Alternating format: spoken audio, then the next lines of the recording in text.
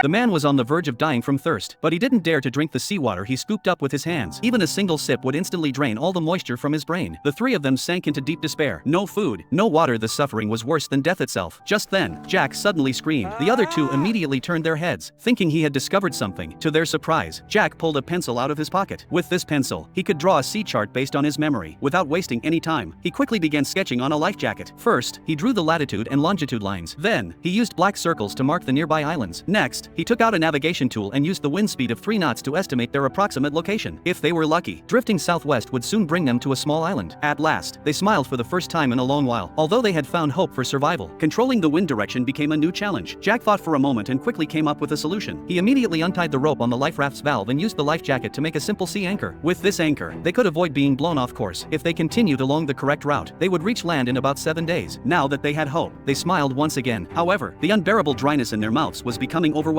With no other options, the three of them began to pray, hoping for rain. Late that night, as if God had heard their prayers, rain started to pour down. Overjoyed, they hurriedly took out everything they could find to collect the water, afraid of losing even a single drop. Then, they opened their mouths wide and greedily drank. It was the first time in 5 days that they had tasted fresh water. With fresh water, they finally regained some strength. But the food problem remained unsolved. Tom had been fishing for a week, but not a single fish had taken the bait. Frustrated, Tom pulled out a small knife and angrily stabbed into the water. However, in the next second, he realized he had struck the life raft. Jack angrily scolded him for being an idiot. But then, suddenly, a huge force pulled on the knife. Only then did Tom realize he hadn't hit the raft. The next moment, he pulled up a shark. Seeing this, they immediately pressed down on the shark to prevent it from jumping back into the sea. Jack grabbed the knife and stabbed the shark fiercely. Only when they were sure it was truly dead did they finally let go. At last, the three of them were able to eat raw fish. After eating their fill, they stored the remaining fish meat in their socks. They planned to use it as bait for future fishing so they would never run out of food again. Then, they cleaned the bloody water from the raft and let it flow into the sea. However, they had no idea that this would bring them unexpected trouble. Not long after, a group of sharks, attracted by the scent of blood, began to swim toward them.